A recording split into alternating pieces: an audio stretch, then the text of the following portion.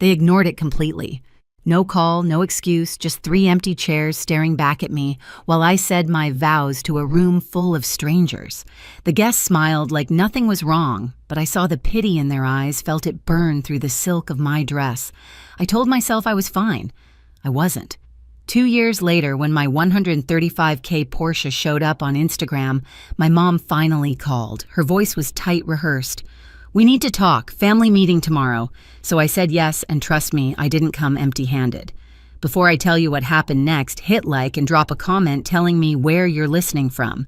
Have you ever been ignored until you became successful? People like to say family is forever. In my house, it always felt like family meant Logan. Growing up, everything revolved around my older brother, his trophies, his grades, his big plans. Dad called him the future of the Hale name, like we were royalty instead of a middle-class family in suburban Oregon. I was just Lily, the quiet one, the helper, the daughter who didn't need attention because she had her head on straight. I used to sit on the floor of our living room sketching while they rearranged the mantle to fit Logan's latest award. The smell of Dad's aftershave, the sharp click of Mom's camera as she documented his victory, it's burned into me.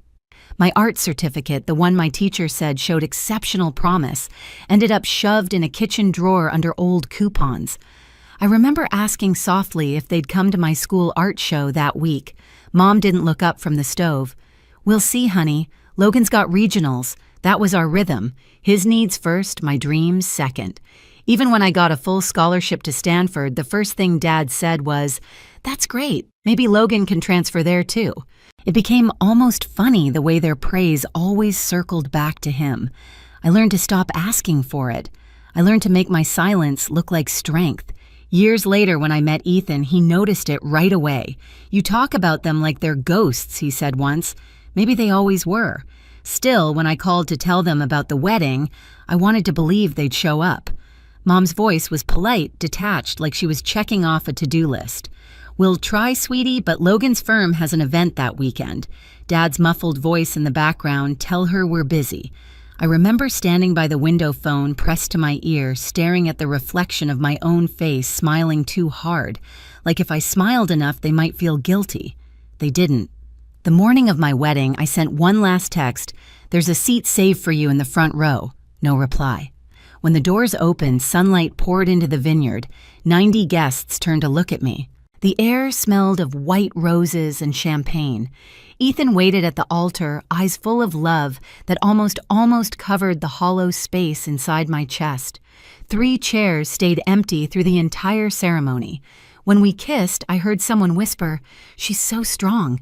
I wanted to tell them I wasn't. I was just used to it. Later, as Sarah raised her glass at the reception, she said, "To finding the family who deserves you." Everyone cheered. I laughed. But deep down, something in me cracked wide open. 2 years later, I'd built a life that didn't need their approval. At least that's what I told myself. Portland in the fall had that gray, determined kind of beauty, like the whole city was hustling through the fog. My office sat on the 21st floor glass walls overlooking the river.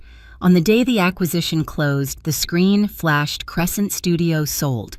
$21,000. My team burst in with champagne. To Lily Hale, Jen shouted the woman who built something from nothing. Glasses clinked. Music blasted from someone's phone. For a few hours, I let myself feel it. The weight of every late night, every rejection, every quiet win nobody saw.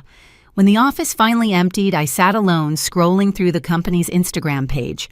My reflection floated over the city lights.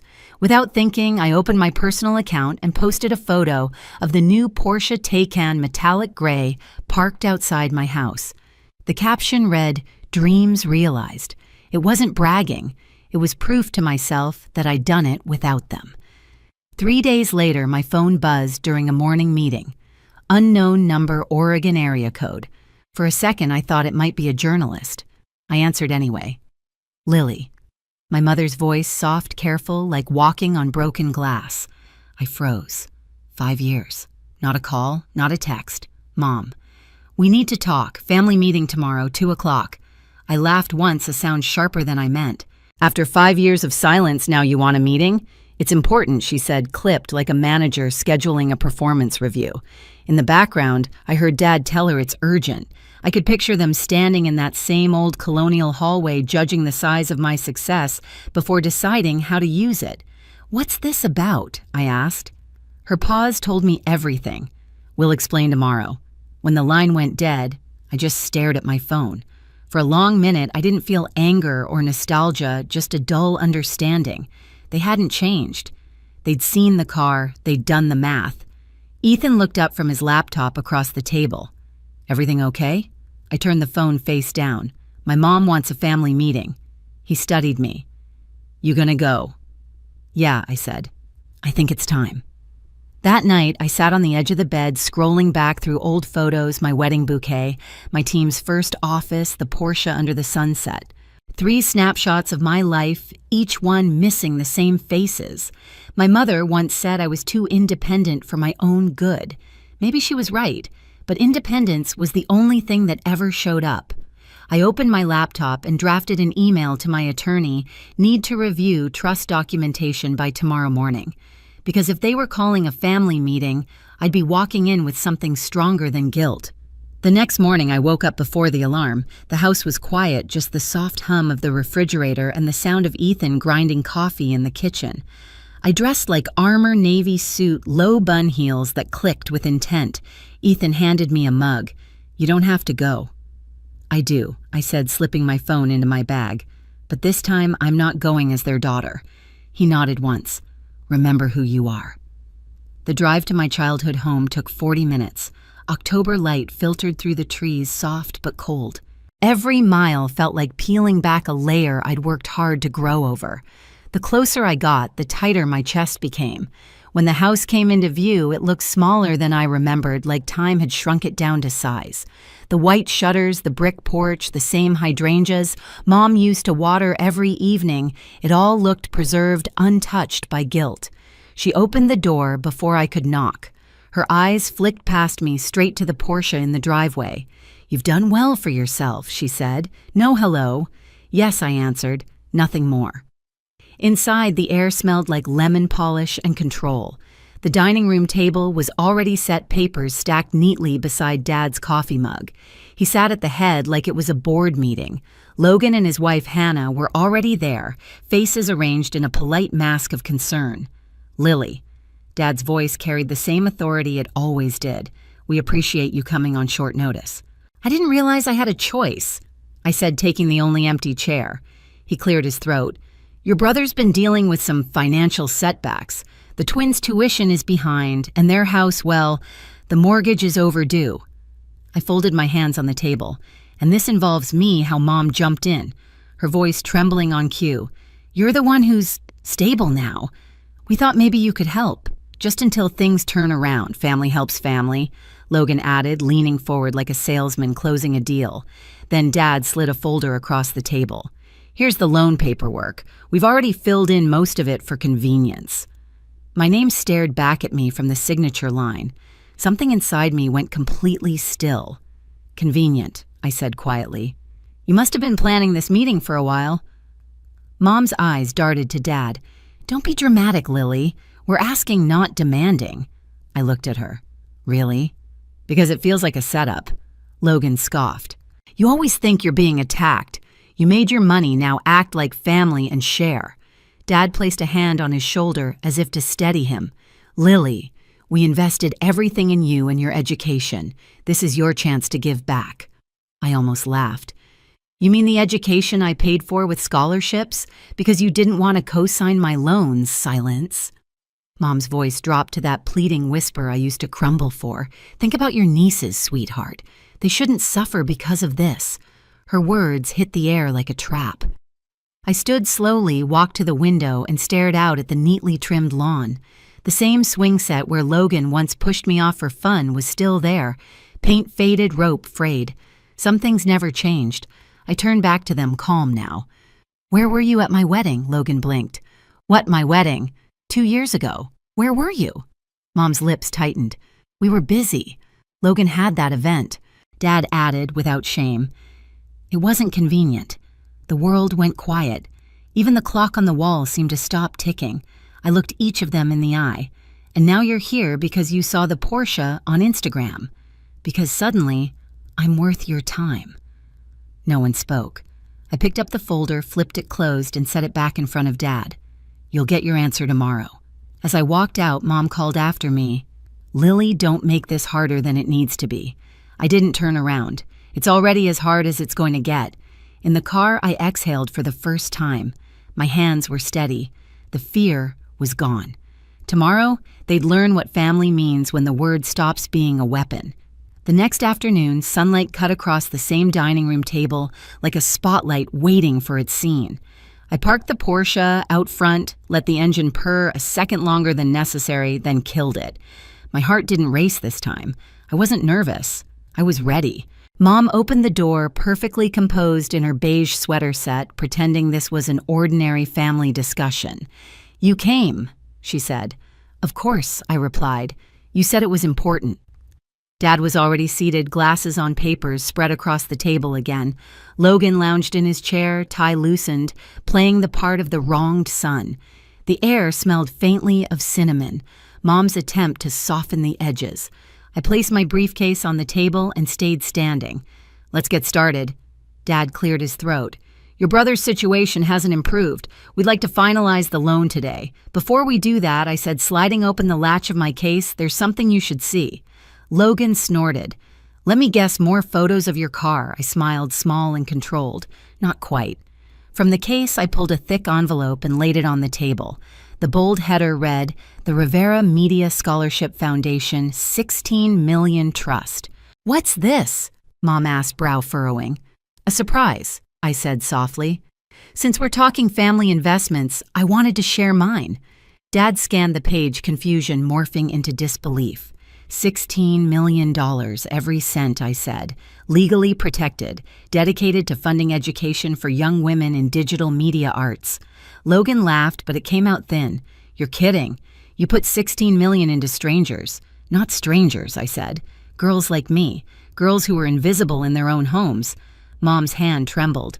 Lily, that's unwise. You could have helped your family instead of throwing it away. I clicked my phone, activating the recorder sitting beside the papers. The small red light blinked steadily.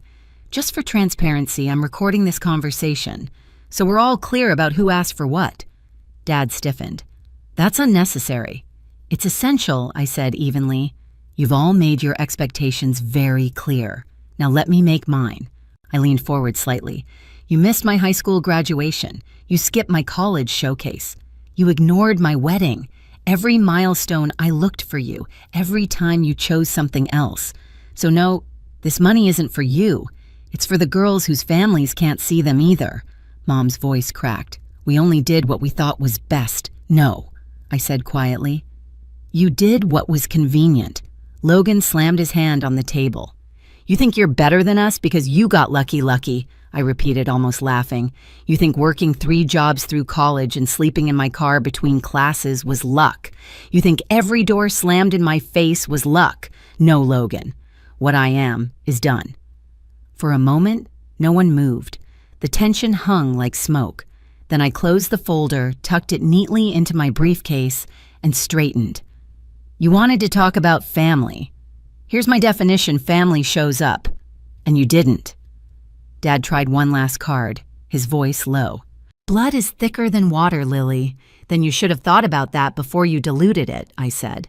I walked to the doorway. Behind me, chairs scraped the floor. You can't just walk out, Logan shouted. I turned slightly, just enough to meet his eyes. I already did 2 years ago. The door clicked shut behind me. Outside, the air felt sharp and clean. I could hear them arguing through the walls, voices rising into a blur. In the car, my phone lit up with a new email from Naomi Blake, my mentor. Foundation launch approved. Press release scheduled for tomorrow morning. Perfect timing. The next day, the news spread fast. The Portland Business Journal ran the headline, Self-Made Founder Turns Pain into Purpose. The photo showed me standing beside the foundation logo, confident, collected, untouchable. By noon, my inbox filled with messages, some congratulating, some curious, a few bitter. Among them was one from Mom. You've humiliated this family. I didn't reply. That afternoon, a call came from the front desk of my building. "Miss Hale, your family's here, causing a scene." Through the glass walls of my office, I saw them. Mom waving her hands, Logan red-faced, Dad trying to keep control. My team froze eyes on me. I stood straight in my jacket. "Have security escort them out," I said calmly. "Politely." Mom's voice carried even through the glass. "She's abandoning her family." I turned away, walking back to my desk. "No," I murmured to myself. "I'm saving myself." Security led them to the elevators. The moment the doors closed, the office exhaled. Jen, my creative director, whispered, "You okay?" I nodded. Better than ever. That evening, Ethan poured us 2 glasses of wine on the balcony. The city lights shimmered below. "So that's it?" he asked. "That's it," I said. "They showed who they are. I just made sure everyone else saw it too." He smiled. "Revenge your style." "Not revenge," I said, looking out at the skyline. Redefinition. The next morning, the front page of the Chronicle featured my photo, again this time under a new headline, "From Ignored Daughter to Influential Founder." Below it, a quote from my speech, "Family isn't who raises you, it's who lifts you." And for the first time, I didn't feel angry. I felt seen. A week later, Portland woke to rain, the kind that coated everything in silver. I watched it slide down the tall windows of my office, the city blurred and quiet beneath the clouds.